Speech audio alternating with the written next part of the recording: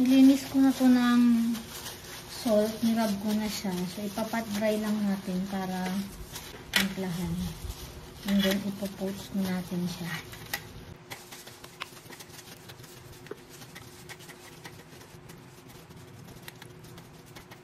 Season natin siya ng salt.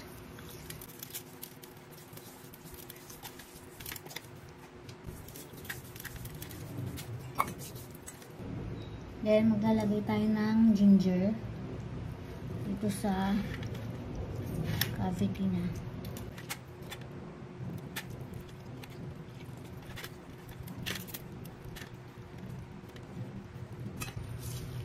And leeks.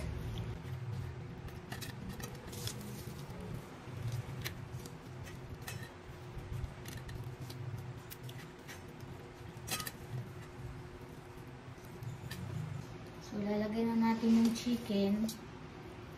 Lagay na rin natin ito, sayang. And cold water.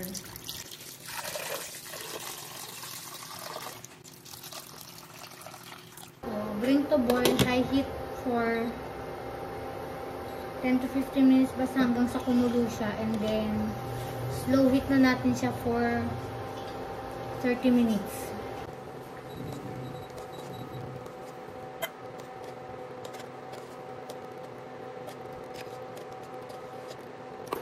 So, ayan, after kumulo, isisimmer na natin ito ng 30 minutes na may cover.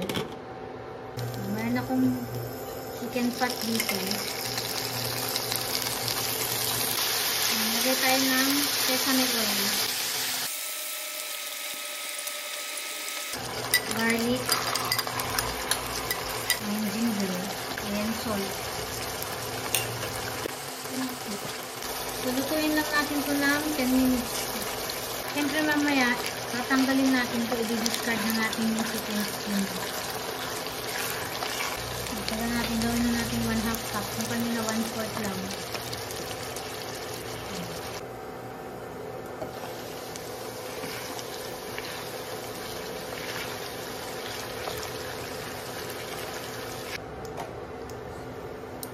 So ayan, after 10 minutes, tanggalin na natin itong chicken skin.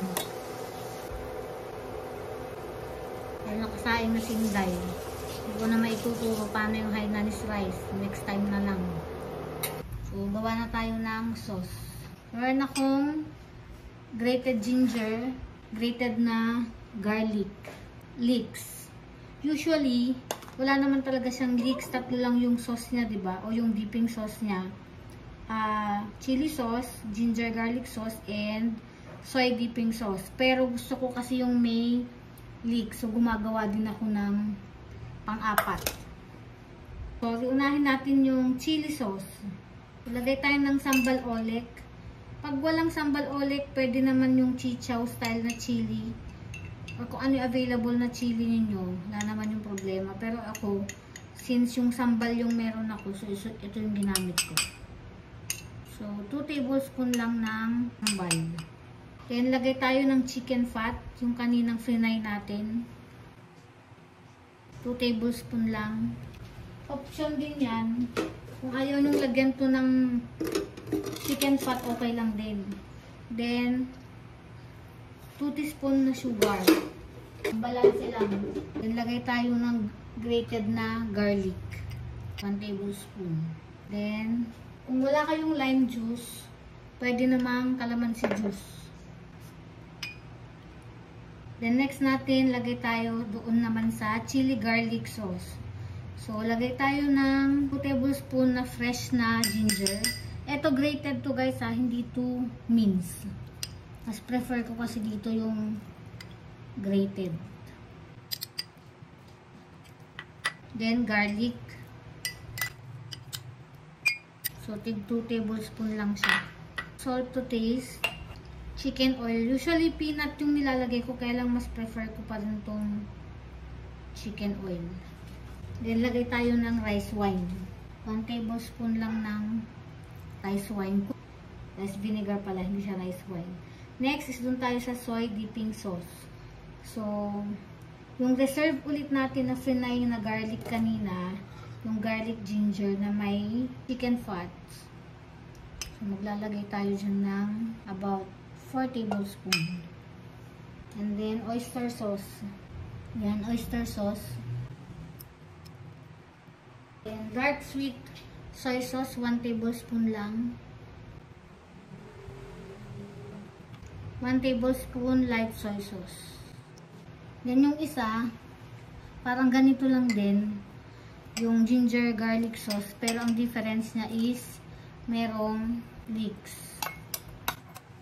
Lalagay lang natin lahat ng sobra na ginger and garlic.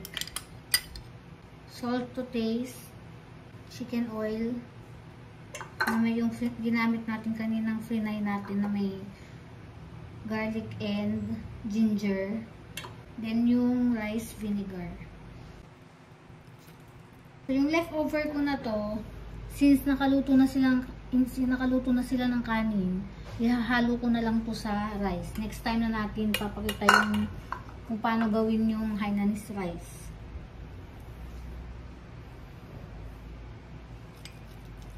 So halo-haluin lang natin.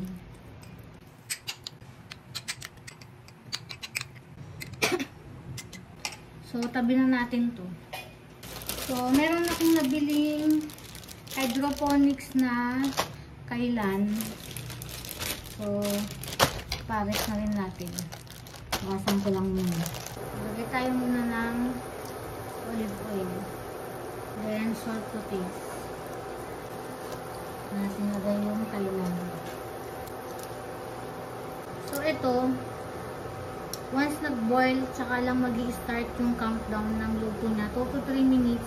Pero kung gusto nyo mas malambot pa, pwede kayong mag-add ng 1 to 2 minutes. And ito, hindi ko to sinusok sa water or sa binablanch sa ice cold water kasi yung chlorophyll niya mas maraming nawawala.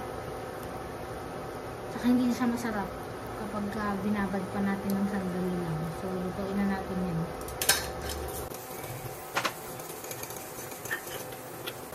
So, yan. After 2-3 minutes, lilipat ko lang siya muna sa bowl para drain muna yung water. So, after 30 minutes, ito na yung chicken. I-drain muna natin and then ipapat dry. Pero ilalagay ko sa ice bath.